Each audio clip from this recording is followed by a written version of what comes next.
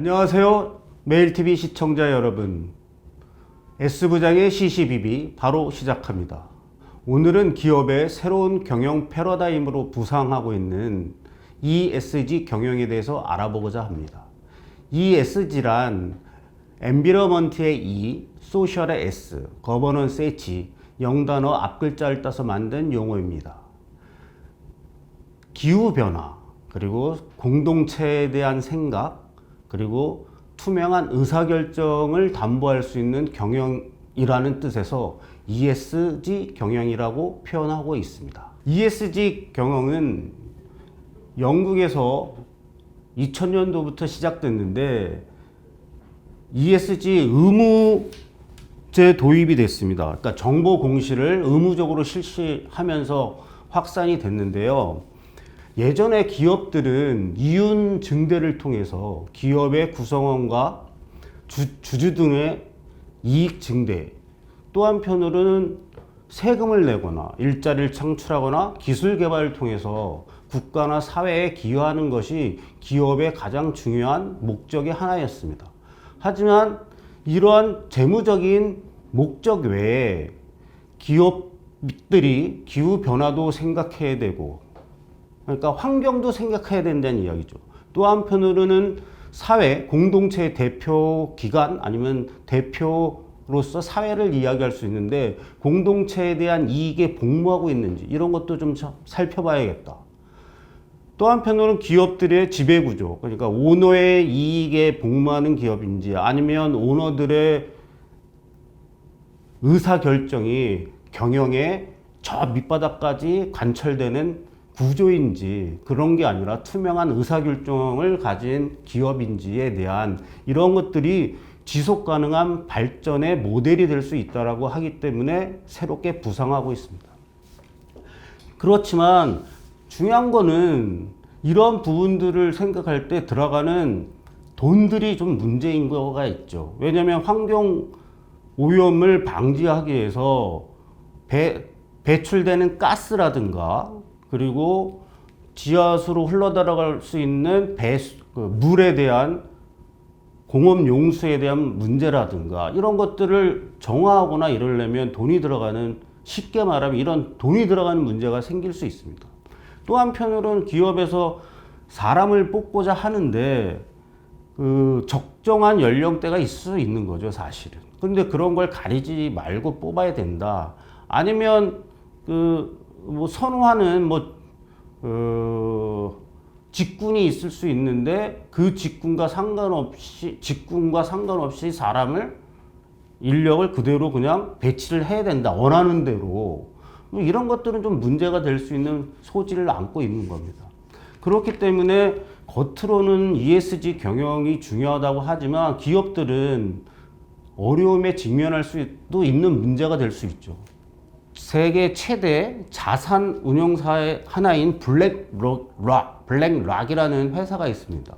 이 회사가 한 7조 달러 이상을 운영하는데 석탄 발전의 매출이 25% 이상을 가져오는 기업에 대해서는 투자를 하지 않겠다. 또 한편으로는 앞으로는 투자 기준으로는 ESG를 고려하겠다. 이러면서 금융에 대한 부분이 변화를 가져오고 있는데요. 이것은 기존 제조기업을 바탕으로 하는 개발도상국이나 아직 선진국으로 진입하지 못한 대한민국 같은 경우 상당히 어려움에 처할 수도 있는 문제입니다.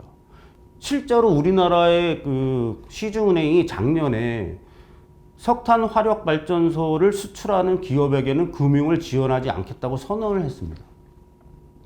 이에 따라 베트남 화력 발전소에 진출한 기업이 마지막으로 더 이상의 석탄 화력 발전소의 기술을 갖고 있으면서 그 나라의 그 사업 프로젝트에 참여할 수 없는 상황에 도래할 것으로 저는 생각합니다. 이것은 기업의 어려움에 직면할 수 있는 건데, 왜냐면 기업이란 게 해오던 기업 직군이 있는데 석탄 화력발전소 짓는 거를 주력 사업으로 해왔던 기업은 어려움에 직면할 수도 있는 거죠. 그렇기 때문에 지금 내세우고 있는 ESG 경영이 중요하다 하더라도 이거는 하나의 규제가 되지 말아야 된다는 주장이 설득력을 얻고 있는 측면도 있습니다. 자, 여기서 잠시 쉬어가는 대목으로 화학조미료, 아니 발효조미료, 뭐 이런 논란을 일으켰던 MSG에 대해서 좀 알아볼까 합니다. MSG는 모노소듐 글루탐산 뭐 이렇게 약자의 앞을 따라서 MSG라고 합니다. 우리나라에서는 미연이라는 기업이 처음 이 조미료를 만들어서 기업의 성장과 발판의 중요한 사업군이었습니다.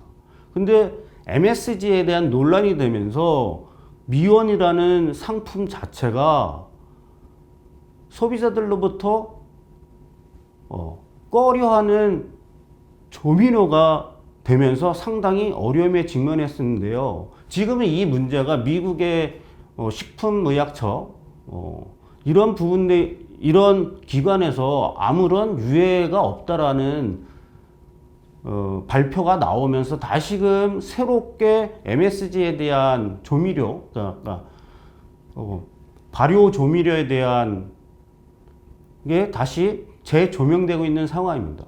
시간이 좀 흐르면 이 MSG처럼 ESG에 대한 경영에 대해서도 제대로 된 평가를 해보고자 하는 노력들이 형성될 것으로 저는 예상하고 있습니다. 이거는 뭐 저의 개인적 생각이 많이 담겨 있는 건데요.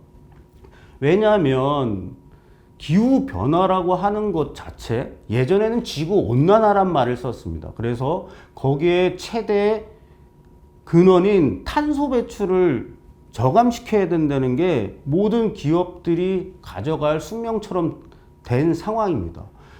그렇지만 지구를 온난화시키는 주범으로서 이산화탄소냐 아니면 태양의 주기적인 활동의 변화나 지구의 자전축의 약간의 변화에 의해서 발생하는 거죠. 이거는 아직도 글로벌적으로는 논란이 있는 사안입니다.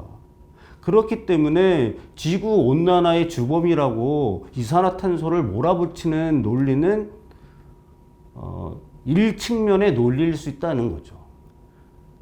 이런 것들을 생각해 볼 때 지금 우리들 주변에서 벌어지고 있는 것 중에 가장 핫한 것 중에 하나가 무슨 커피숍에 갔을 때 플라스틱 빨대를 주지 않는 부분이 있지 않습니까?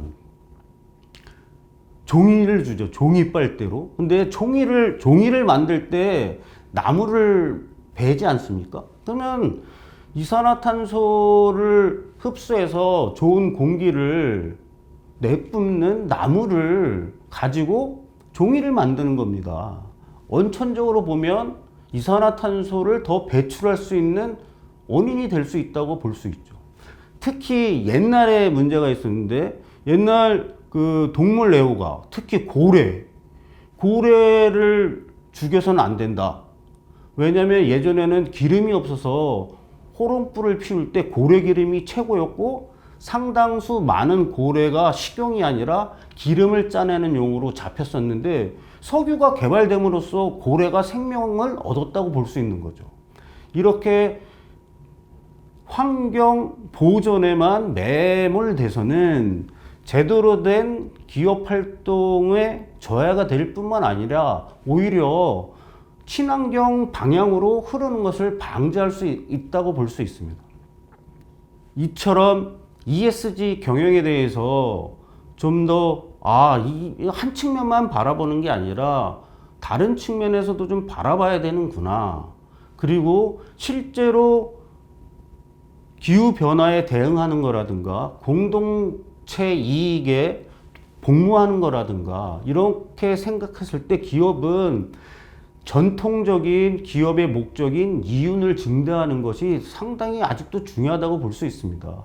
그래야만이 직장을 가진 사람이 기업에서 받는 급여를 통해서 문화적 활동을 누리고 가정을 꾸리고 새로운 기술 개발이나 창조적인 활동에 복무할 수 있을 거라 저는 생각이 듭니다. 기업 역시도 이윤을 내야 새로운 투자, 새로운 환경기술, 환경오염을 배출하지 않는 기술을 개발하는데 투자할 수 있는 여력이 있다고 볼 수 있습니다. 기후변화에 적극적으로 대응하지 말자는 이야기가 아니라 거기에 매몰돼서는 안 된다는 이야기를 좀 하고 싶었던 겁니다.